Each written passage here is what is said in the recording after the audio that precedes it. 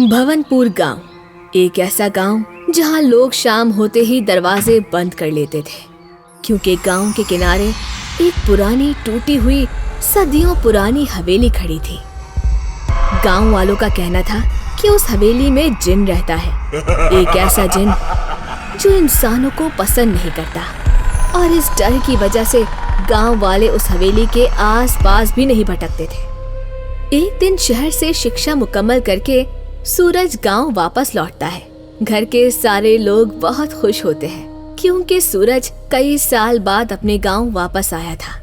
सब घर वाले साथ बैठकर भोजन कर रहे होते हैं तो सूरज की माँ कहती है, सूरज बेटा, एक बात याद रखना, गांव के किनारे पे जो हवेली है ना, वहाँ कभी भूल के भी नहीं जाना, वहाँ जिन रहता है। अरे माँ, आप भी ना सुनी सुनाई बातों पर कान धरती हो। शहर जाकर बहुत कुछ सीख आया हूँ। आज के जमाने में जिन विन थोड़ी होते हैं। चिंता मत करो। तुम्हें हमारी बातें मजाक लग रही हैं। तुम्हारी माँ ने जो कुछ कहा है सच है। आज तक जो भी वहाँ गया है कभी वापस नहीं आया। भाई, सच में वहाँ कुछ तो है। मैं खुद उस तरफ नहीं जाता और ना ही मेरा कोई दोस्त जाता है। अरे यार, तुम लोगों को तो हवा का झोंका भी जिन लगता है। सूरज बेटा, मेरी बात मान जाओ, वहाँ कोई बुरा साया है बेटा। माँ, चिंता मत करो, मैं अपने गांव के सुधार के लिए ही तो पढ़कर आया हूँ। यह अंधविश्वास कब तक गांव वालों को परेशान करता रहेगा। पर माँ की आंखों में घबराहट थी। पिता ने भी मजबूत लहजे में उसे रोका, लेकिन शहर की शिक्षा ने सूरज को इन बातों पर यकीन करने से रोक दिया था और उसने अपने परिवार की बातों को सुनकर भी अनसुना कर दिया। उसी रात जब सूरज ने देखा कि उसके परिवार वाले सब सो गए, तो सूरज एक टॉर्च लेकर चुपके से घर से निकलता है और हवेली की तरफ चल पड़ता है। देखता हूँ ऐसा क्या है इस हवेली में। गांव वाले बेकार का ड्रामा करते रहते हैं और माँ भी उनकी बातों में आके पता नहीं क्या क्या सोचती है। आज उस हवेली का रहस्य जान के ही रहूंगा। जैसे ही सूरज हवेली के नजदीक पहुँचने वाला होता है, तेज हवा चलना शुरू हो जाती है। रात के भयानक अंधेरे में हवेली और भी भयंकर हो जाती है। ऐसा लगता है जैसे हवेली को उसी का इंतजार था। सूरज ने हवेली में कदम रखा तो अंदर का मंजर बहुत भयंकर था। चारों तरफ अंधेरा, खामोशी, जैसे यहाँ सदियों से किसी ने कदम न रखा हो। लेकिन सूरज की आंखों में एक खोज करने की चाह थी। उसने जोर से आवाज लगाई, कौन है? सामने आओ। पूरा गांव तुम्हारी वजह से डरा हुआ है। आज मैं तुम्हारा रहस्य सारे गांव वालों के सामने ला कर ही रहूंगा। जो भी हो तुम, सामने आओ। एक पल का सन्नाटा, फिर एक गड़गड़ाती हंसी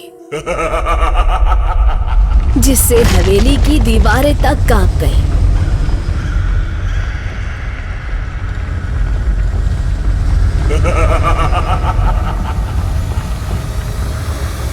सूरज के पैर कांप गए, पर वो पीछे नहीं हटा। मैं सच जानने आया हूँ। तुम लोगों को डराते क्यों हो? पूरा गांव तुम्हारी वजह से डरा हुआ है। बहुत हिम्मत वाले हो, मेरी हवेली में अकेले ही आ गए। बड़ा साहस है तुम में।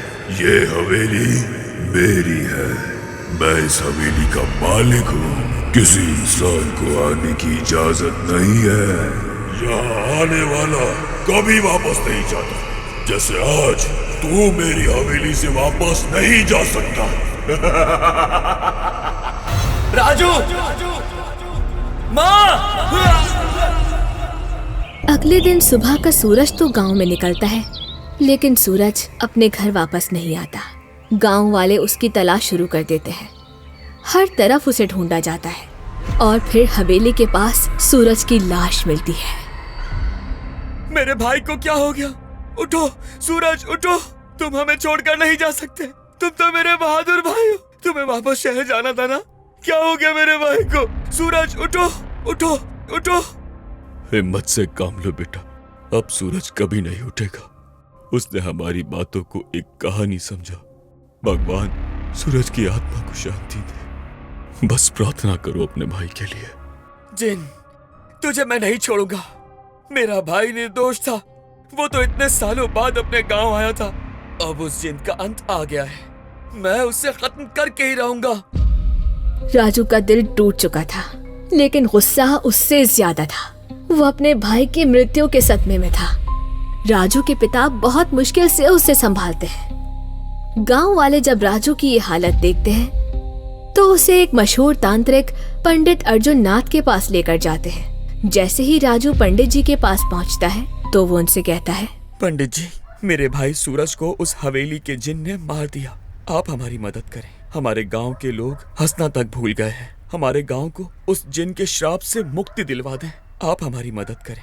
चिंता मत करो बेटा, आज रात बुरी शक्तियों का विनाश होकर ही रहेगा और राज होगा तो सिर्फ अच्छाई का। चलो मुझे हवेली ले चलो। रात होते ही सब पंडित अर्जुन नाथ के साथ हवेली के सामने जमा हो गए। सूरज के मृत्यु के बाद गांव वालों में एक उलझा आ गई थी। रात के गहरे अंधेरे में मशालों की रोशनी के साथ अब वो सब जिन का अंत देखना चाहते थे।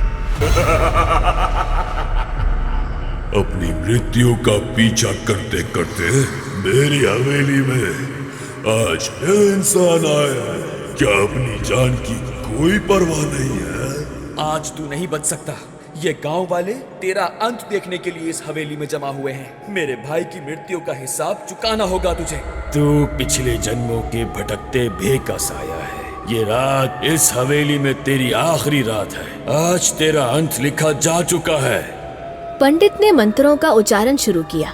हवेली हिल उठी। ऐसा लगा जैसे कोई भूकंप आ गया हो।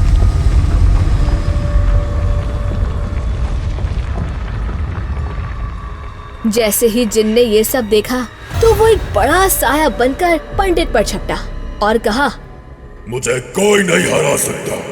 मैं कोई साधारण जिन नहीं हूँ। जो भी पंडित मेरा सामना करता है वो खुद नष्ट हो जाता है।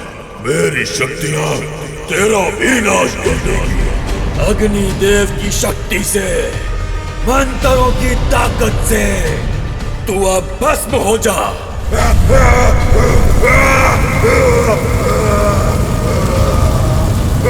जिन इतनी जोर से चीखता है कि पूरी हवेली हिल जाती है और उसी समय जिन धुआं बनकर रात के अंधेरे में मिल जाता है। पंडित अर्जुन नाथ जिन का अंत कर देते हैं। गांव में डर का खात्मा हो जाता है। शांति वापस आ जाती है और हवेली अब सिर्फ एक पुरानी इमारत रह जाती है। सूरज, हमने तेरा बदला ले लिया। अब तेरी आत्मा को शांति मिल जाएगी। पंडित जी, आपने सिर्फ मेरे भाई की मृत्यु का बदला नहीं लिया बल्कि गांव वालों को भी उस जिन के श्राप से हमेशा के लिए मुक्ति दिलवा दी। आपका धन्यवाद। अब ये हवेली किसी को तकलीफ नहीं देगी। गांव से डर खत्म हो गया है। एक बार फिर अच्छाई की जीत हुई और बुराई का अंत हुआ। सारे गांव वाले एक दूसरे का ख्याल रखें और आपस में मिलजुल कर रहें। राम राम।